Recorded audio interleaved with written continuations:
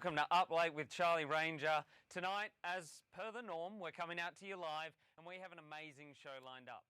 But before we get to that, spring is in the air, at least it was. Then it wasn't because Melbourne was like, hey, you know what's really great? A week of solid rain and cold. And did I mention rain? Right? Hashtag am I right? Stop being a douche, Melbourne. But with the chilly weather lingering, we're still at risk of catching a pesky common cold. And as soon as you realise you have a cold, what's the first thing we all do? We go out and buy some vitamins. Now the reality is, by the time you have that cold, it's generally too late for those vitamins to have any significant effect. To give you a better idea, let's go deep into the world of performance. I shall play all of the characters and differentiate each by using different voices. Daniel Day-Lewis, eat your gosh darned heart out. Here we go. Oh, I feel sick. I have a cold. Say, what's up there, friend? Who are you? Oh, my name's Emily. I'm a vitamin C tablet, your best pal, and the best chance you've got of beating them sniffles. Who's that with you? Oh, that's my best friend, Echinacea. And the others? That's Zinc and Ace. We're here to help. Just swallow us down and we'll help. Swallow you down? Yep, we're chewable. Munch us down into your belly. It's a song. So, despite your best judgment, you munch down Emily, the vitamin C tablet. And look, I've never been inside a human body following the progress of a vitamin tablet as it's absorbed into your system, but I have a fair idea it'll be something like this. So if you imagine the immune system already there fighting the cold, right? Like, this is like a gangster SWAT immune system we've got going on. And then along comes Emily, the vitamin C tablet, and all their friends, and they're like, excuse me, hello. Who are you? Oh, it's me, vitamin C, Echinacea, Zinc, and Ace, here to help fight them sniffles. Yeah, good on you, mate. Could have used you a week ago. Oh, I'm sorry. We all make mistakes, but we're here now. So, where should we start? And from there, the vitamin C, the Echinacea, the Zinc, and the Ace go through your system, achieving little more than distracting your immune system from getting the job done. So what's the moral there, guys? I sure as shit don't know. Anyway, tonight on the show, my special guest is director of the Melbourne Underground Film Festival, Richard Wolstencroft. Our musical act this evening is the rollicking carnival rock band Alex, Elbery and the Strangers, with special guest Justine Walsh. So, guys, wind them clocks forward to midnight and stay up real late with me, Charlie Ranger.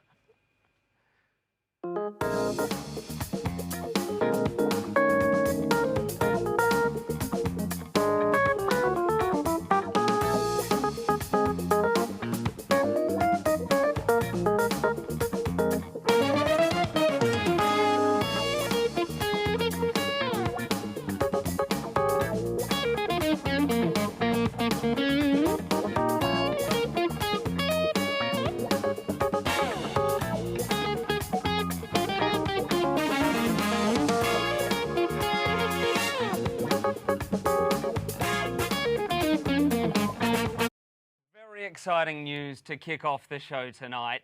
We're on the flippin' Futche books. We're on the Facebooks. It's going absolutely bonkers. Our more than 9 followers currently are absolutely fanatical, and so should you be too. Check us out at the link that should be somewhere on the screen. Somewhere on the screen. It's not on the screen. I'm just going to tell it to you. I'm going to keep doing this, but I'll just tell you the link. Facebook.com/Uplate C31. All one word. I think I'm doing quite well here for no graphics on our screen. Okay, guys. Now, acting. I did a little bit of it before for you. You know, and knowing that I was going to do that, I trawled through the net looking for some auditions because I thought there might be a career there for me, and I found these legitimate audition notices. Now, these are all real projects. Who knows? Some of them might just turn out to be hits. Okay, the first one is called Actors Required for Unseen Short Film. After an artist's work gets leaked and goes viral, leaving him with no recognition, no royalties, and no compensation, he tries to get his rightful entitlements, but finds that it's going to be a lot harder than he thought. I love this audition notice simply because it's the first time I've ever read a Freudian slip. That he thought. The bloke that wrote this had a chance to change it. Why didn't he change it? Mate, come on. And now he's going to be making a movie about a movie that went viral, hoping that his goes viral, about the one that's already gone viral, which will make it look like he's trying to, you know, ride someone else's success. But it was his success because the original idea was his, and it got stolen and then went viral. Oh, man. That's some heavy-hitting stuff right there. The second one I found, which I thought might be appropriate, $10 million homeless man for reporter role act in documentary. This opportunity to play a part in a doco that requires actor or actress to be acting as the reporter in telling the story and asking questions to the doco alongside of the courageous man fighting to reclaim his innocence as the court system and justice have denied him the freedom. Based on the events. How does When Fall in Poverty, When a Family is Rich, other influences of craft and corruption working in on the destiny that is riveted with police corruption? The shocking truth will astonish real viewers. How one man takes on the biggest crime syndicate to reclaim his father's lat's dying wish. A role in position for a reporter to trace the steps of where it all began. Poor.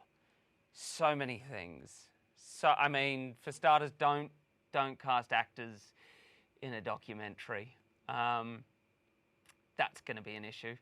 The third one that I found that I thought I could really have a crack at going for, 4-minute psychological horror shooting on the 19th and 18th of August. Clockwork Tomb tells the story of Kira, a young girl trying to understand her mother's withdrawal from her in the wake of Kira's father's death.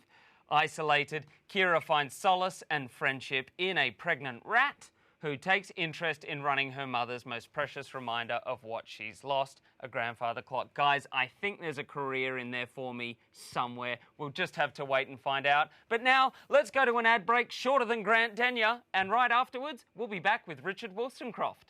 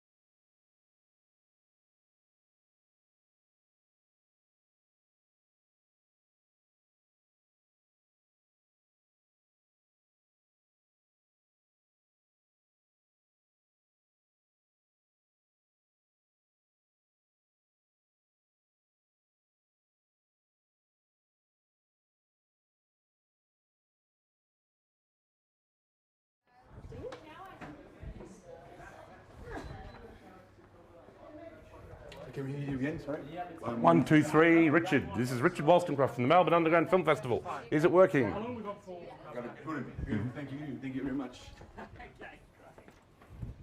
All right, what do I do? I enjoyed that.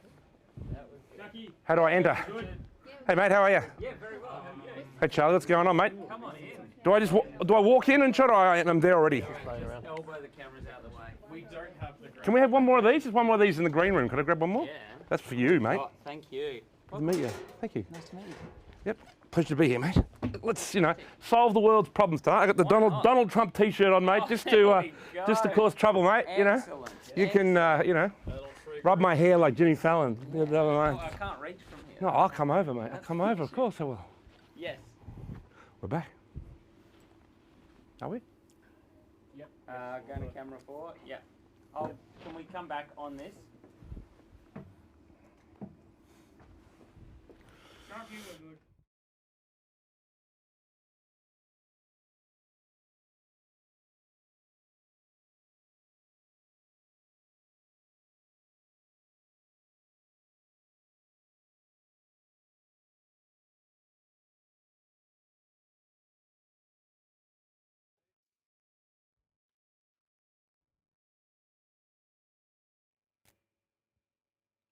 Guys, welcome back to Uplate with Charlie Ranger. Very exciting times coming straight back from that ad break. Our third ever guest is the director of the Melbourne Underground Film Festival. I've got the catalogue just here. It was on very recently, finished this Saturday past. Now, our guest is a filmmaker, film festival director, former nightclub promoter, writer, cinema critic and cultural commentator, but let's not take Wikipedia's word for it. We've got him in the studio. Richard, welcome. Hey mate, how are you? Very Your third well. show, lucky number 3. That's very good. Yeah, Isn't it? absolutely. Yep. Now, that or 7 is my 2 favourite numbers. as soon as you sat down, you had something to show me. I did. What have we got rocking? We've got the rocking the Donald Trump T-shirt, Oh, mate. You know what I mean? Donald. I think so, mate. I think he's not too popular, I don't think, down under, but I think he's gaining momentum in America, and I think he's a lot of fun. He's an outsider. He's a rebel, and I like that about him. My interest is, what did you pay for the shirt? Actually, you can get them online, but I actually there's a place on Greville Street where you can get whatever you like made up the T-shirts. And I occasionally will do that, just because I like to go to film festivals. I generally wear a kind of suit, and then I wear some kind of T-shirt that's a bit upsets people at film festivals.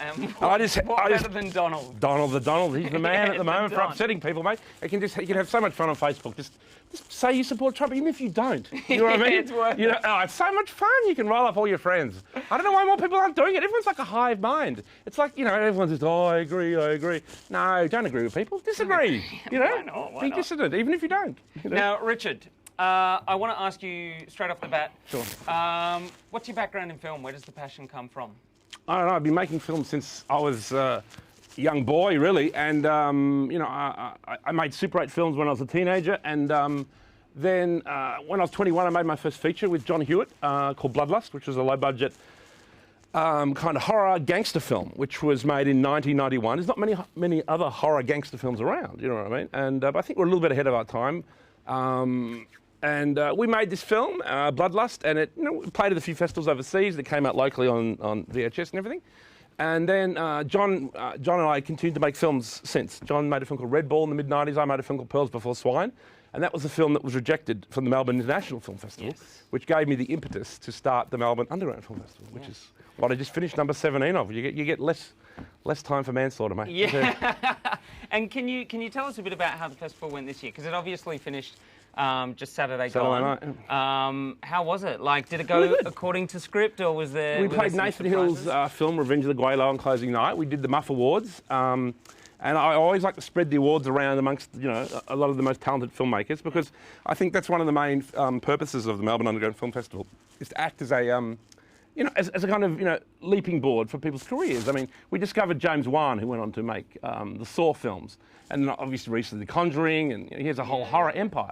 I mean, the Saw horror films are the biggest horror franchise in the history of cinema. Like, it's bigger than Halloween, Friday the 13th. So, it's quite good. We're the first film festival in the world to play the work of James Wan. Yeah, right. So, and we've got another whole bunch of filmmakers like that. Greg McLean, Patrick Hughes, who did The Expendables recently, Abe Forsyth, who did this film Down Under about the Cronulla race riots. All the most happening filmmakers in Australia.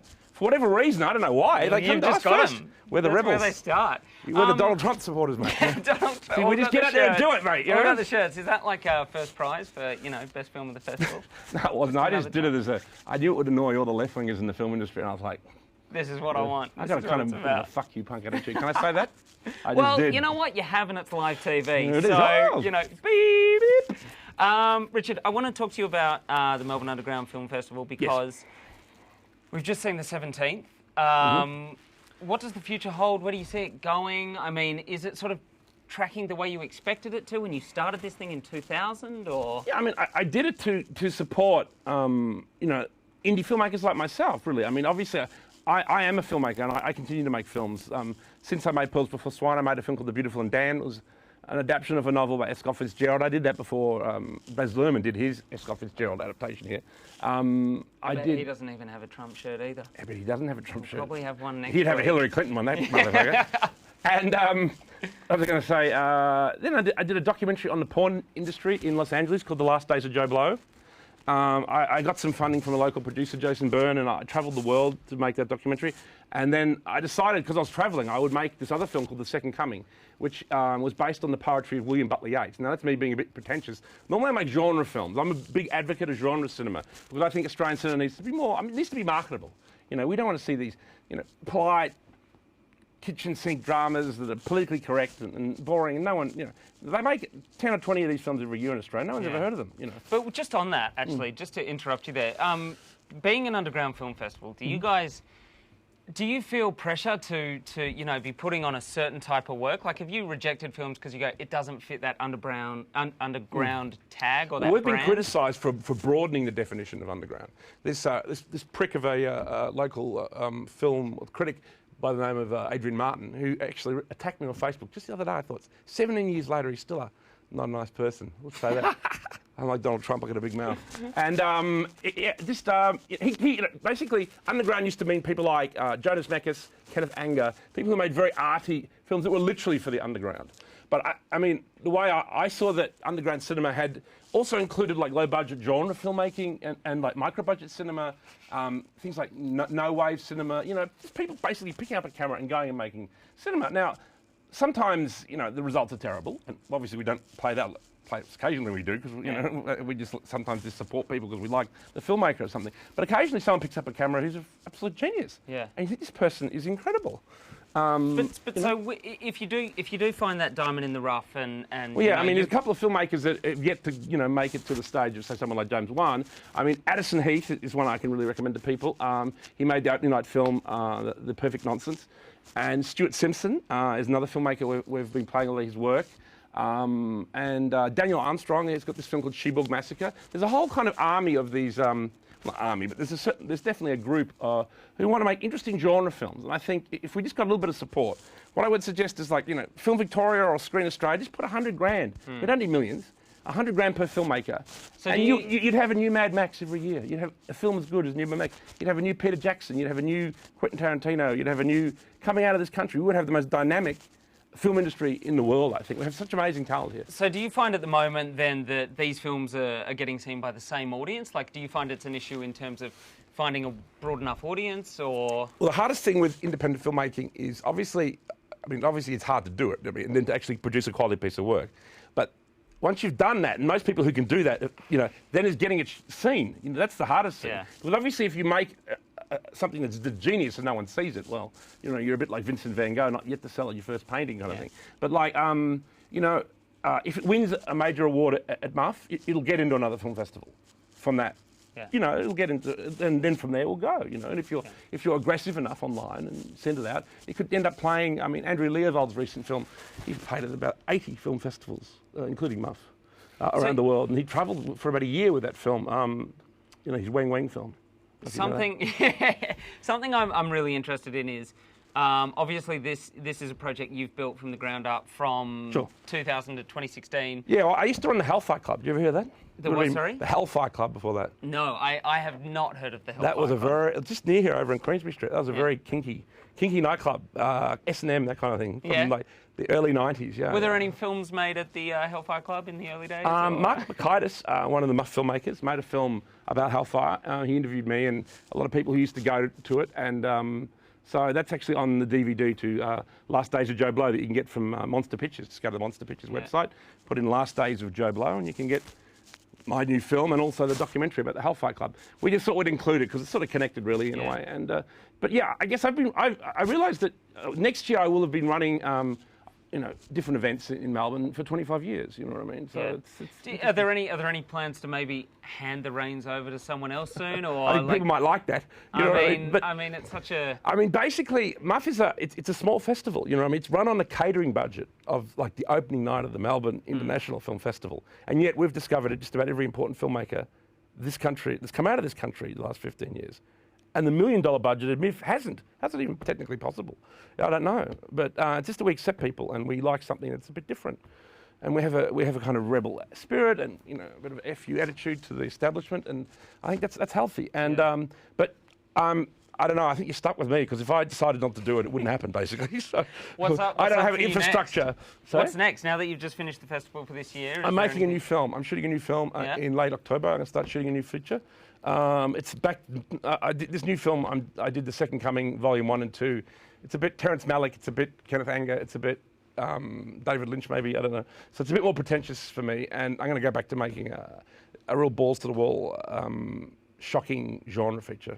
Fantastic. disturbing. That's what I'm doing. Richard, it's crazy how little time we have because I right, feel like we've only just started scratching the surface. But we want me to say back thank in. you so much for coming on the show tonight. And guys, Melbourne Underground Film Festival, it'll be there again next year. We'll be back. Richard, you're not going Number anywhere, 18. it doesn't sound like. All right, mate. Thank you so much, guys. Lucky We're back number 3. after this break with Alex Elbery and The Strangers.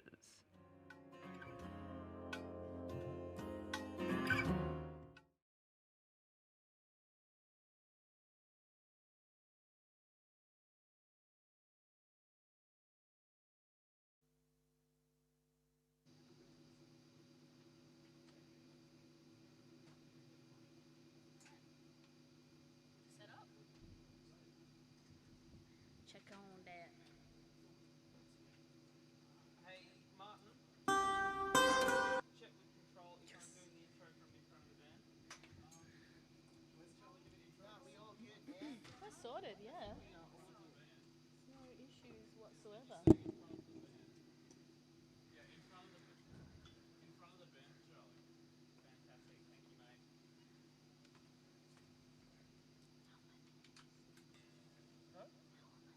Are you good to throw it in? They could be bigger. Shit. I'll work on that.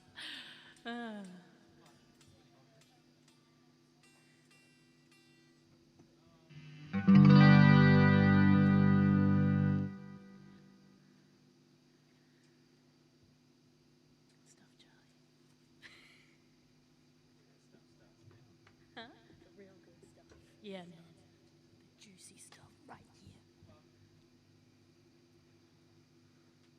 Should like a rock star pose behind him. A full 30 seconds. Take your time. Not even a half 30 seconds. So much. Or should we stand back to back? Back to back?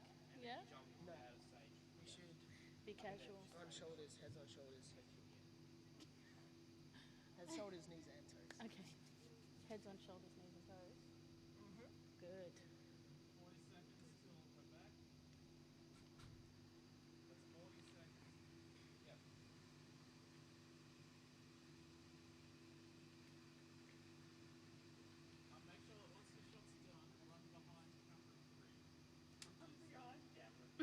Escape.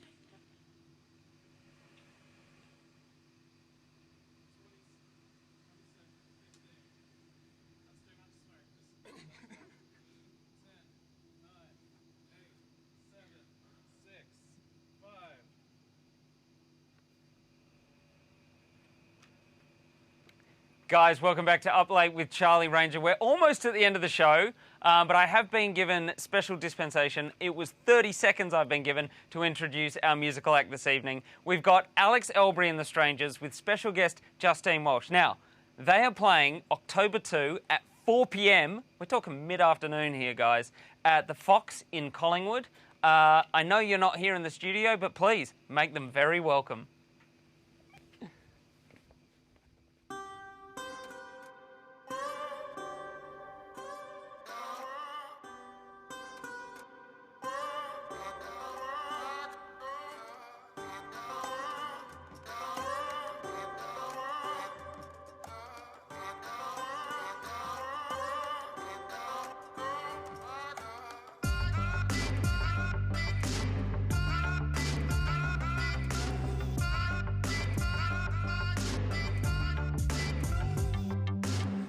Wanna be a talk show host. Every television coast to coast. Wanna talk your families. Find them, keep them, lose them, we wanna be a talk show host. Wanna be the toast of the town. I wanna get paid the most and then put my money down.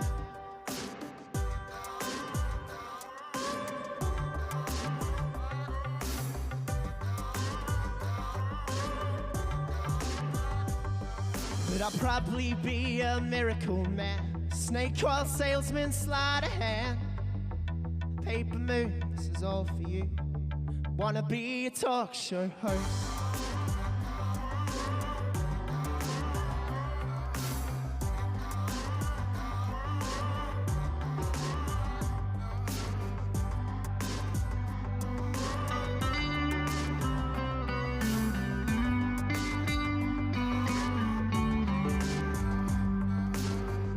wanna be your mailman, a safe passage for your message across this land.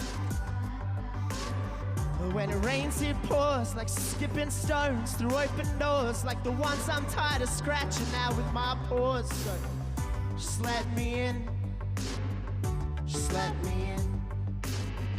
Wanna engineer a machine for the mind, just be a stone rolling down the side of this country's steady decline. Hey, what would your mother say? What would your mother say if she could see your face today? Wanna be a bird on that wall. You've never seen me, but I've seen it all. Even though we never exchange any words, I'm just happy to have a place to go in here safe from all the wolves outside. Just let me in. The talent of the owl on your roof. Sometimes I'm a hoot, sometimes I'm just not. Sometimes it's all I can do just to stand up straight, let alone trying to spread my wings and fly away. So just let me in, just let me in. 'Cause I wanna be a crimson rosella. When you see me in the morning, say what's up fella. Howling tunes at the paper moon. This is all for you. It's all for you. It's all for you. It's all for you. I wanna be a spinning disc. I wanna be your bubble. Walk the tightrope, take the risk. I wanna be a zeitgeist, be a nightlight. Everything that you've ever liked, except this time twice as nice. Be the punchline to the joke that's been being played since the dawn of time. And hey, all we gotta do is just walk away. Just walk away. I wanna be a talk show host. I wanna be the man. Don't wanna be a ghost no more. I wanna be a talk show host.